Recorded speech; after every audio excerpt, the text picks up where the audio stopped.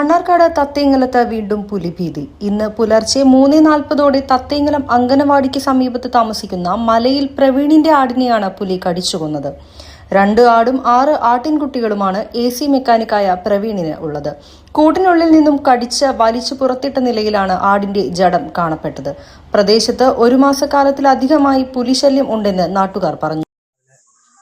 നായ കുരയ്ക്കുന്ന സൗണ്ട് ഇട്ടിട്ടായിരുന്നു. 2 നായ്ക്കളുണ്ട് വീട്ടിൽ.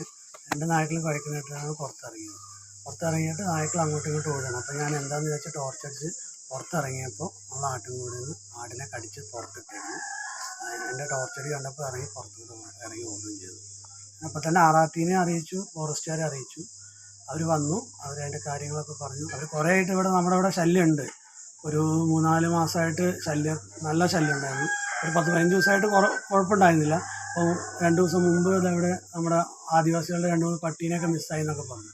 പക്ഷെ അപ്പോഴും ഇങ്ങോട്ട് ഇറങ്ങിയിട്ടുണ്ടായിരുന്നില്ല. ഇപ്പോൾ ഇന്നലെ രാത്രിയാണ് ഒരു 3:30 ഞാൻ പുറത്തിറങ്ങി. 3:40 40 കറക്റ്റ് കഴുത്ത് പിടിച്ച് പുറത്തിട്ടേക്കുന്നത്. അപ്പോൾ കയറ് കെട്ടിയത് കൊണ്ടാണ് കൊണ്ടുപോകാതിരുന്നത്.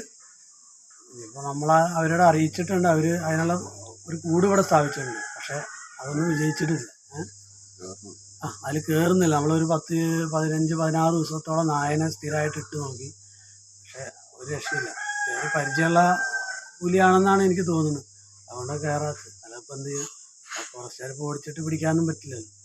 ഒന്നും ചെയ്യാനും കഴിയില്ല. ട്രൈ ചെയ്യേണ്ടതാണ്. ബിനീഷേട്ടൻ നമ്മുടെ കൂടെ ഉണ്ട്. പുള്ളി ഇടയ്ക്കിടയ്ക്ക് വിളിക്കാറുണ്ട്, എന്തായെന്നൊക്കെ ചോദിക്കാറുണ്ട്. പക്ഷേ പുള്ളിക്കത് പിടിക്കണമെന്ന് ആഗ്രഹമുണ്ട്. പക്ഷെ കിട്ടുന്നില്ല. എന്ത് ചെയ്യാനാ? 2 ദിവസം മുൻപ് ആദിവാസി കോളനിയിൽ നിന്നും ആടിനെയും പട്ടിയെയും പുലി കടിച്ചുകൊന്നതായും 1 ആഴ്ച മുൻപ് പ്രദേശത്ത് താമസിക്കുന്ന അറഞ്ഞിക്കൽ മോഹനന്റെ വളർത്തുനായയെ പുലി പിടിച്ചതായും പറയുന്നു.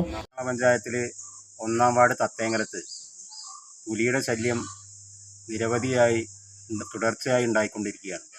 ഒരു 3 മാസത്തിനിടയ്ക്ക് 3 വീടുകളിലായി 5ഓളം വളർത്തുമൃഗങ്ങളെയാണ് ആക്രമിച്ച് കൊല്ലുന്ന സ്ഥിതി ഉണ്ടായിട്ടുള്ളത്.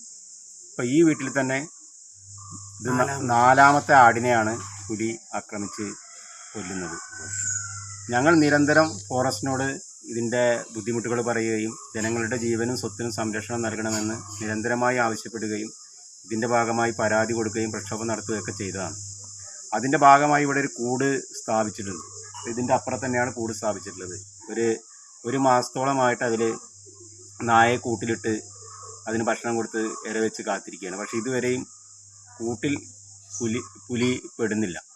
അങ്ങനെ ഒരു പ്രശ്നമുണ്ട്. അപ്പോൾ നാട്ടിലെ ജനങ്ങളാകെ വലിയ ഭീതിയിലാണ്. അപ്പോൾ ഈ വീട്ടിൽ തന്നെ 5ഉം 3 വയസ്സായ 2 ചെറിയ കുട്ടികളുണ്ട്. അതുപോലെ തന്നെ രാത്രി കാലങ്ങളിൽ ഇവരെല്ലാം ജോലിയൊക്കെ കഴിഞ്ഞ് വളരെ വൈകി വരുന്ന ആളുകളാണ്. അപ്പോൾ ഈ വീട്ടിൽ നിന്നൊക്കെ രാത്രി പുറത്തിറങ്ങാനോ എന്തെങ്കിലും ശബ്ദം കേട്ട് ഇറങ്ങാനൊക്കെ വളരെ പേടിയായിട്ടാണ് ജനങ്ങൾ ഉള്ളത്. ഇവിടെയൊക്കെ ടാപ്പിംഗ് തൊഴിലാളികൾ, അതുപോലെ തന്നെ അതിരാവിലെ മീൻ കച്ചവടത്തിന് പോണവർ, മദ്രസ വിദ്യാർത്ഥികളൊക്കെ പോകുന്ന ഒരു സ്ഥലമാണ്. അപ്പോൾ ഇതിലെന്തെങ്കിലും പറ്റിക്കഴിഞ്ഞിട്ട് ഇപ്പോൾ ഇവിടെ ഇന്ന് രാവിലെ പുലർച്ചെ 3:40 ഈ സംഭവം ഉണ്ടായിട്ടുള്ളത്. പ്രവീണിനെ ഒരു 4:15 വിളിക്കുകയും ആ സമയത്ത് ഞാനിവിടെ വരിക, അതുപോലെ തന്നെ ഫോറസ്റ്റും RRTയൊക്കെ ആ സമയത്ത് വരുന്ന സ്ഥിതിയുണ്ടായി. പക്ഷെ ഞാൻ ആദ്യം തന്നെ പലവട്ടം ഇത് നടന്നപ്പോഴൊക്കെ ഞാൻ സൂചിപ്പിച്ചിട്ടുണ്ട്, നമ്മൾ ഈ സംഭവം നടന്നതിന് ശേഷം സ്ഥലം സന്ദർശിക്കുക അല്ലെങ്കിൽ അവിടെ വന്ന് കാണുകയും ചെയ്തുകൊണ്ട് ഒരു കാര്യവുമില്ല. ഒരു കുടുംബത്തിൻ്റെ ജീവിതമാർഗം ഇല്ലാതായിട്ട് പിന്നെ അവിടെ സന്ദർശിച്ചിട്ടോ അവരെ സമാധാനിപ്പിച്ചിട്ടോ കാര്യമില്ല. നമ്മൾ എന്ത് ചെയ്യണം? ഇത്തരം ഇൻസിഡൻറ്റ് വരാതെ അതിന് വേണ്ട നടപടികൾ സ്വീകരിക്കുകയാണ് വേണ്ടത്. ഇപ്പം നിങ്ങൾക്ക് ഇവിടുന്ന് പോകുമ്പോൾ കാണാൻ വേണ്ടി കഴിയും, ഫോറസ്റ്റിൻ്റെ ഇങ്ങോട്ട് താഴെ ഭാഗങ്ങളൊക്കെ കാട് മൂടിക്കിടക്കുകയാണ്. അത് ഈ അടിക്കാടുകളാണ്. ആ കാട് വെട്ടി വൃത്തിയാക്കിയാൽ തന്നെ പരമാവധി ഇതിൻ്റെ ശല്യം കുറയ്ക്കാൻ വേണ്ടി കഴിയും.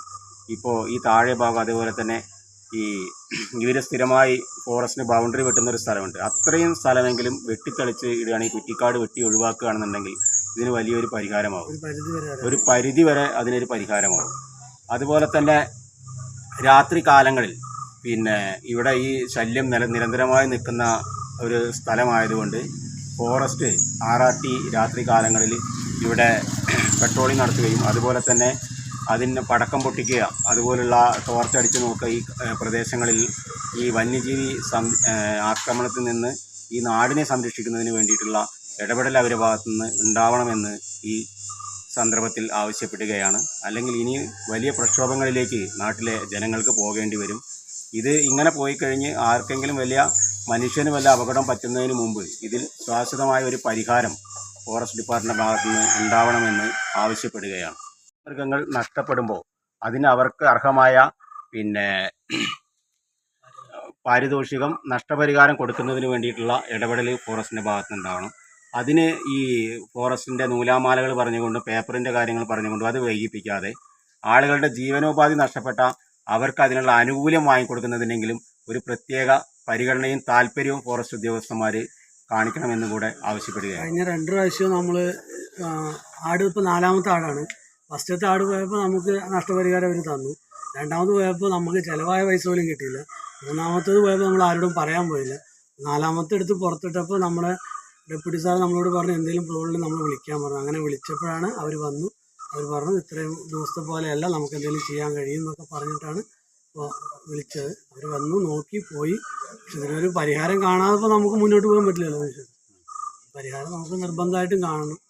അതിന് വേണ്ട നടപടി സ്വീകരിച്ച് മണ്ണാർക്കാട് DFO ഉൾപ്പെടെ വനം വകുപ്പ് ഉദ്യോഗസ്ഥരും RRT സംഘവും സ്ഥലത്തെത്തി കാര്യങ്ങൾ വിലയിരുത്തി.